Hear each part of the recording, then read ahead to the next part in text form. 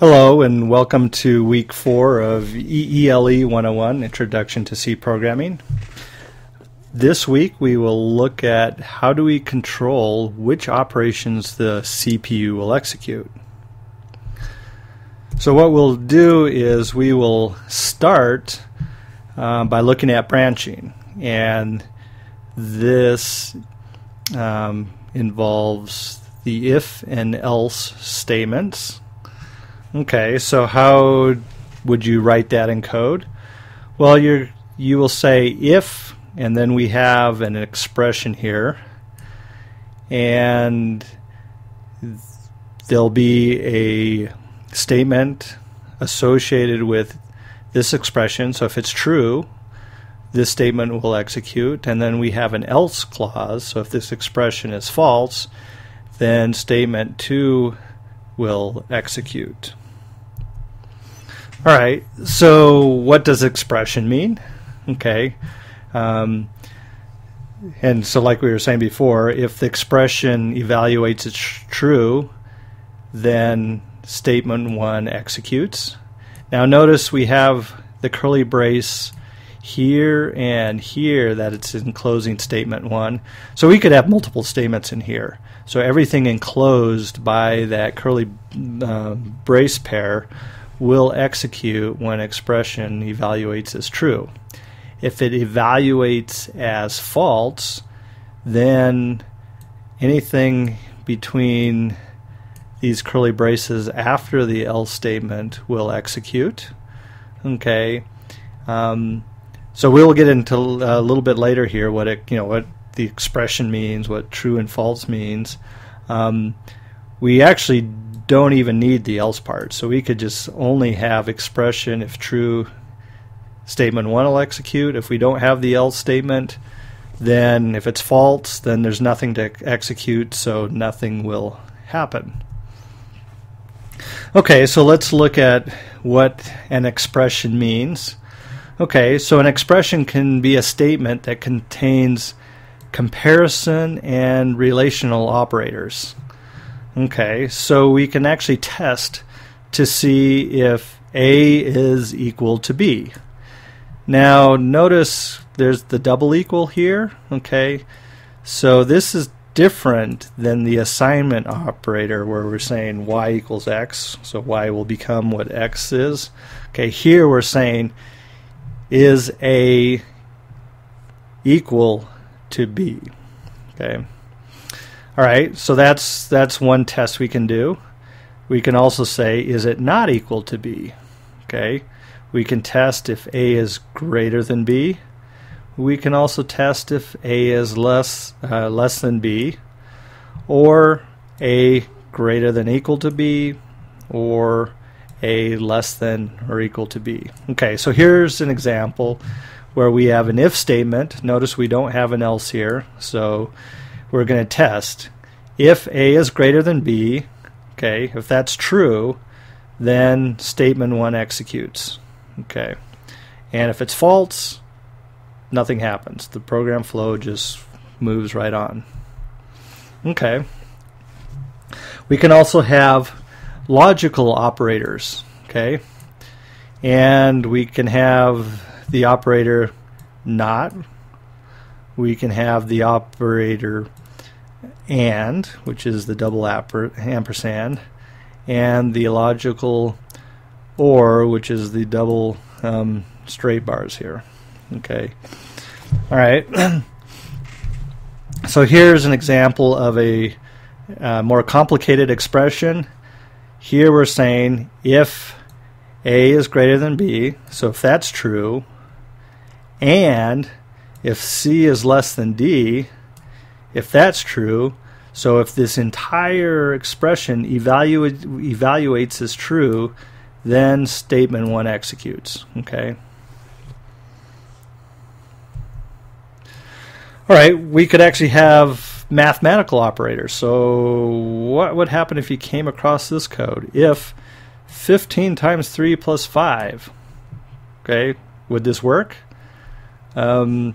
It's not recommended coding style because it makes it hard to read, But what you want to understand and see is this would be evaluated as true because, and here's the main point to remember here, false is always 0. So whatever expression you had, if you had mathematical operators and it ended up as 0, that would be interpreted as false. Any other number, positive, negative, that's not 0, would be evaluated as true. Okay, so a way to remember this is a lot of CPUs have instructions in the instruction set that deals with 0. Okay, is it 0? If it's 0, branch, or don't branch on 0. Okay, so there's a lot of tests to see if a result has a 0 or not.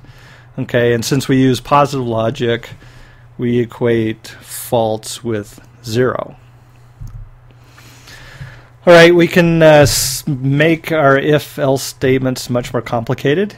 So we can start nesting them if we wanted to. If you start doing that, you should indent so you know which belongs to which part, and use the curly braces. So here we say if expression 1 is true, it will evaluate statement 1. Well, if it's false, then you're going to do another test. See if expression 2 is true. If it's true, then you'll execute statement 2. If it's false, you could do another test. If that's false, you could do another test, etc. So it could get very complicated, and you'd need to use braces and spacing to make it readable. So if you went back and tried to read your code, you would want to be able to understand what you actually did the first time. So actually having comments here would be very, very helpful. Okay, well, instead of doing nested if statements, there's another construct, which is the switch statement. So here we have the keyword switch, and inside the parentheses will be a variable. Okay. Now notice this can only work with integer types. Okay. And depending on what the value is, we can say, well, if it's this option or this value, execute this code. If it's this value, execute this code. If it's option 3, execute 3, etc. So there could be a big long list here. And notice that there's a break statement at the end of each of these cases. And then finally a default is if it doesn't match any of these, this is what's going to be executed. Okay. So this has to be an integer type. It won't work with floating point numbers. All right, so here's an example of using a switch statement. And we can create an option menu this way.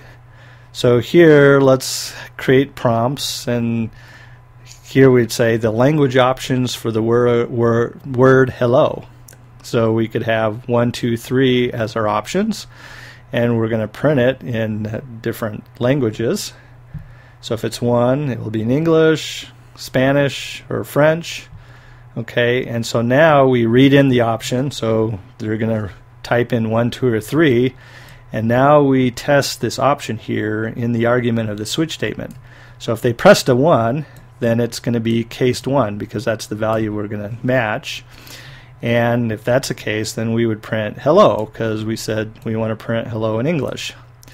Now if they entered a 2, okay, we're going to match what came in with an actual 2 value, and then we would say print hola because we said we want to print it in Spanish. And if it matches 3, then it would be bonjour. Okay, that's a terrible accent. Okay, because we said hello in French. Okay, and if they pressed a 5, okay, that doesn't match anything here, so it would run the default case, and you would say please enter a 1, 2, or 3. Okay, so this is an example of using a switch statement for a menu. Okay, well, sometimes we want to repeat statements a number of times because we would hate to enter something 100 times when we could just say, okay, run in a loop 100 times.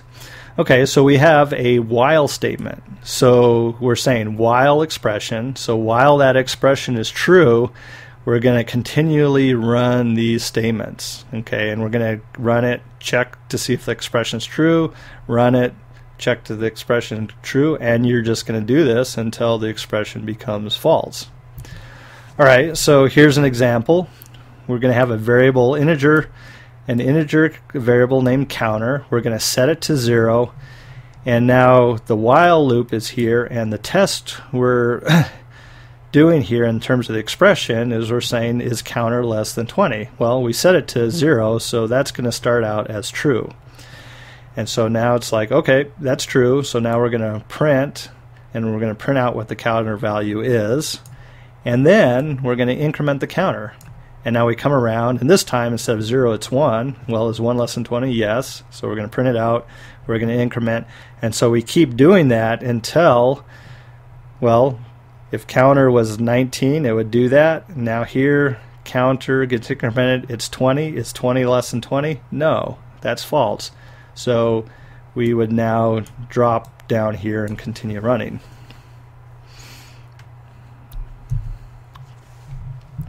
Okay, here's a variation on that. It's called a do while loop. Okay, the difference here is there's no test here. These statements will be executed at least once, then the expression is evaluated. If it's true, we go back and do it. So that's the difference. We can, if we wanted to make sure that these were done at least once, we would use a do while loop. Okay, and again, here's how you would do it in that counter example. Okay, the for loop. Okay, so this gets used a lot, okay, because we can control the looping a precise number of times, okay, and there are 3 arguments that get put into a for loop, and these are separated by the semicolon.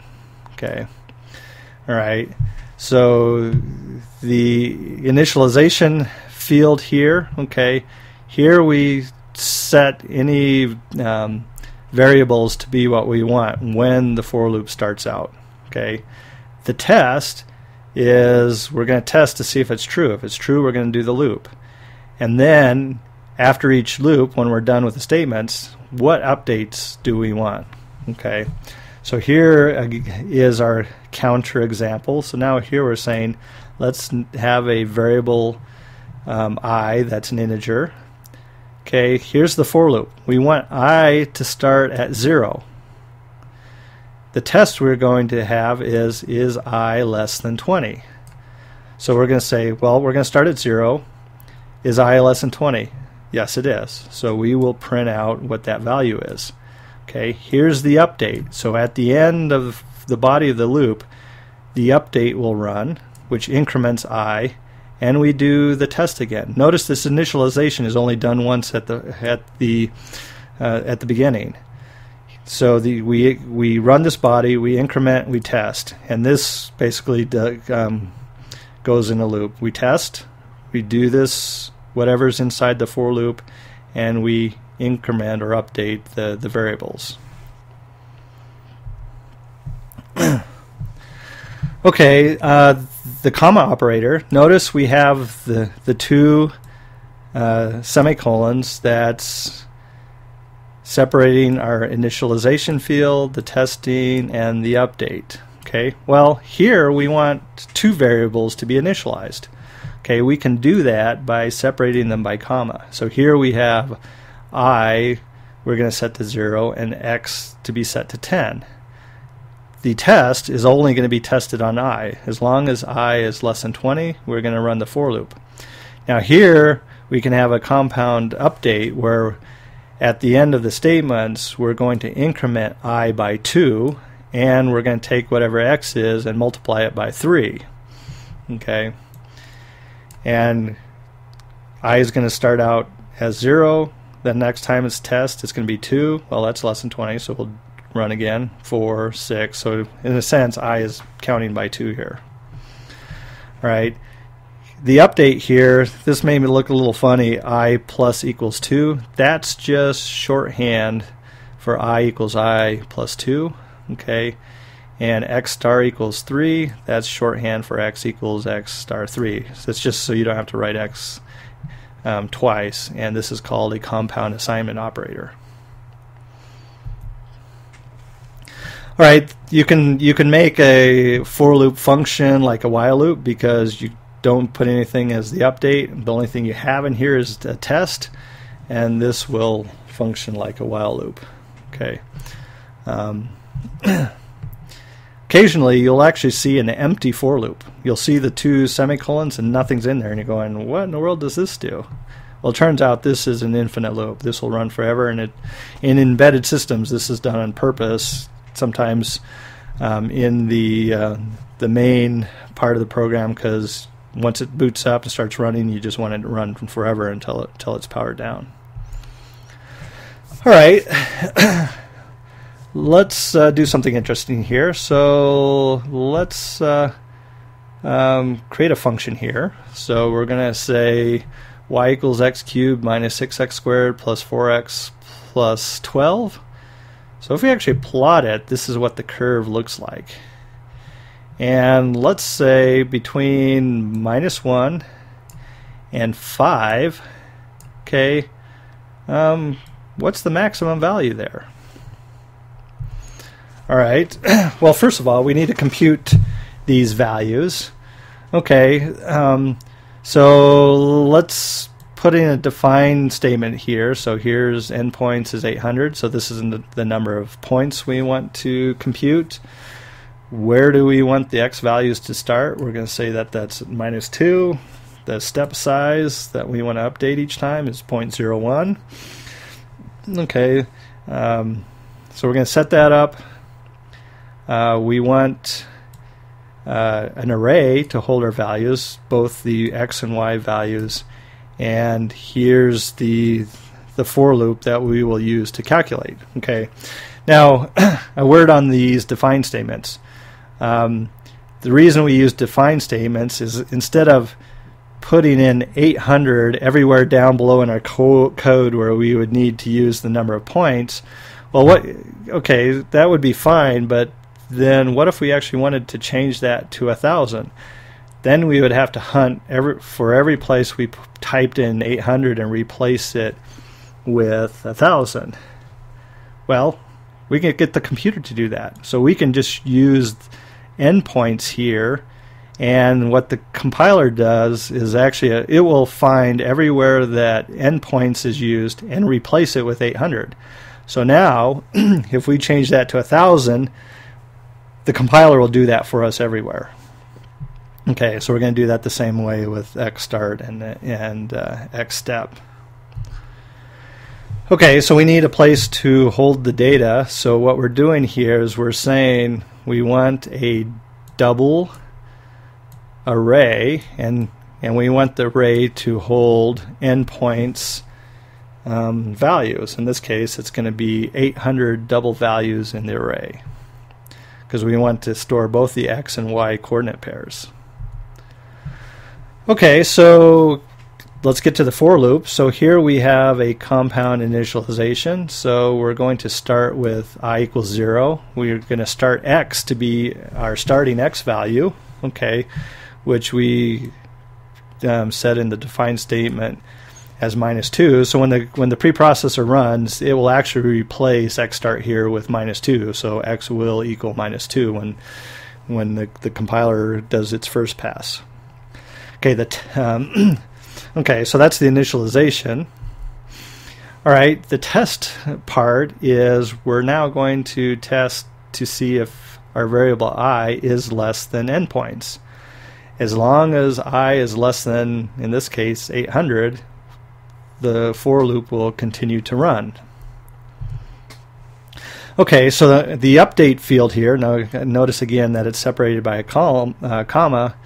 Here we're going to increment I after the end of each loop, and we're going to increment x by x step size, which in this case is 0.01. Okay. All right, so what are we going to store? Well, I is the index into our array, and notice that this is incrementing by 1, so this is going to be the array 0. Now remember, C starts arrays start at 0 in C, and we're going to put in the first value of x, okay, which is going to be -2, and when it gets updated, it's going to be incremented by 0.01. Okay, and now notice here we're going to compute that function, right? So we're using power here because that's x to the third power, 6 times x to the second power, 4 times x plus 12. And that result, which is a double, will be stored at location I here in the array. And now those increment by 1 each time, and we will now compute this 800 times and fill up the arrays. Okay, so now the next question is, well, let's find these maximum and minimum values between -1 and 5. Okay, so what are these values, and where does that maximum point occur, and where does the minimum point occur? All right, so let's find that. Okay, so we're going to add a couple more includes here. We're going to add float.h because we're going to use double max because this is the largest value a double can be. We want to keep track of the min and max values, so we're going to create some variables for that. All right, and this is how we're going to find it. Okay, so let's initialize x min and the x max to be something. Okay, y min we're going to set to the biggest possible value that we can actually represent with a double value, and y min, and then y max is going to be the biggest negative value here. Okay, now notice what we've done here is this code has already run, so all the values are in the x and y arrays. So now we're going to actually go through the array again, so we're going to create another for loop, and notice here we just care about the index I. So let's grab the first value of x. So I is going to be 0, so this is going to be our first point, which is going to be down here. So if we look at this curve here, we're going to grab it point by point along here. Okay, so here's our first point. Now the first thing we want to check is the x value between -1 and -5. Okay, so that's the first test we're going to do. Is x greater than -1, and is x less than -5? If it's not, then here's the else part. There's no else part, so we just skip that completely. We're going to go back to the next one. I will be 1. Okay, then we're going to get the next point here of x. Okay, and check. So there's going to be a few of them here where this is not true, so we're going to be essentially skipping all this. Okay, so now let's assume that we're somewhere along here. Okay, and let's pretend we're over here somewhere. Okay, so now let's we're going to grab this value that's y in the array. So I here may be 500 or something. Is that less than y min? Okay. Well, notice as you're coming down here, let's say we have a value of y min that's huge, right? Well, the first time you're going to say, is this value less than that huge value? And it's yeah. Okay. So that means we have a new y min value that we want. So now we're going to take that point right here, save it as a new y min, and we also want to keep track of where that was on the x value. Okay. Now if we come down here, our next point, well, that's actually lower again than the current y min, so that's actually true again. So there is actually a smaller y min, so let's capture that. So anytime we see a value as we go along the array that's smaller than y min, we're going to capture that as the new y min value and capture where that was occurring on the x value. Okay, in a similar fashion, we're going to capture the maximum value and keep track of where it was. So here is a loop, is we're going to go through all 800. We're going to compare it, all points with the current mins and max, and if the current min is not the true one and there's something smaller, we'll capture it. If there's something bigger than the y max, we'll capture that. So when we run this 800 times, at the end, y max and x max will have the maximum value for y and where it occurred as x. And then we will ultimately print it here. All right, So now let's get back to our circuit problem that you've seen before. Here we had the battery V1, we had 2 resistors, and we were computing the output voltage. So this is nothing new. You've seen this before. All right. Okay, we're going to change this up a little bit now. So now we're going to take that resistor R1, and now we're actually going to call this the source resistor and the voltage source. So this is actually starting to model what a battery is that has internal resistance. And now let's say we have an external resistor or load that we're powering something. Okay. Now, what is power? Okay, well, power is defined to be current times voltage. So this is watts, which is amps times volts. Okay. So what's the power being dissipated across this resistor? Well, it's going to be the current flowing through that resistor times the voltage across that resistor. Okay, so that's power, is current. Power on the load is the current through the load times the voltage across the load. Okay, right, well, from last time, you know what V load is, because that's V out of your previous example. That's current through the resistor times the resistor. So the power ultimately becomes the current squared times the resistor. All right, so now here's a question that you will have to compute to figure out. Okay, so now what we're going to do is, instead of our load being an independent variable, we're going to multiply it by some fractional number times the source resistance we have. Okay. All right, so let's get back to our equation. P load is the current through the load squared times our load. Okay, well, what is current? It's just the voltage divided by the current, the resistance. Okay, we're going to square that, but what we want to do here is anytime where we see our load, we're going to replace that with some fractional value times the R source value. Okay, and so this ultimately becomes the expression that you are going to have to compute. Okay, and the only variables here is the source voltage, the source resistance, and the value C that you can change over a certain number of values. Okay, so now here's the question, right? Given the voltage and given the resistance of the source, okay, what is the power across the resistor as a function of different fractional C values? Okay, C can be a fraction to greater than 1. Okay, and the ultimate question that you have to answer, is there a value of C that maximizes this power?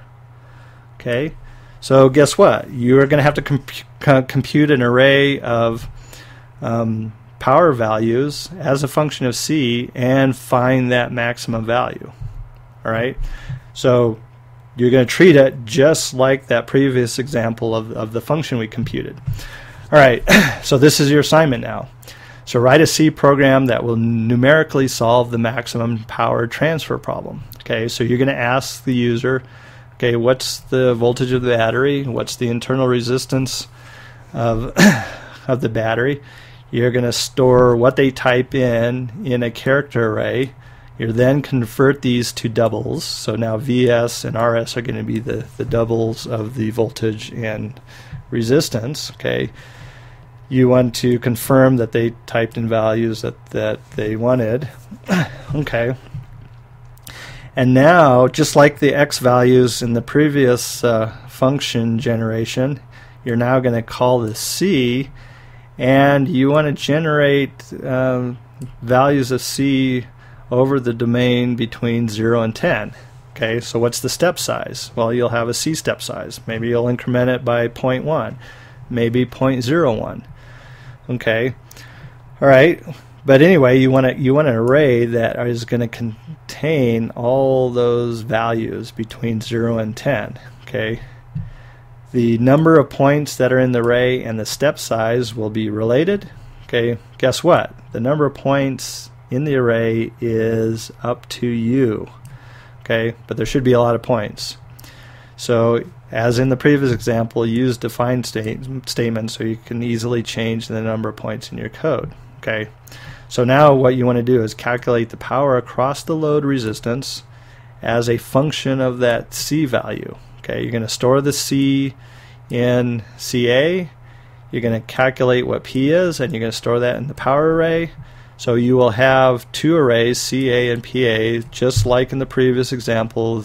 This was X and this was Y. Okay, and then you have to go through the P array and find the maximum value. And at that maximum value, what is the value of C? And that's the question you have to answer for this assignment. So good luck on this assignment. It'll be interesting, and I know that you can do it.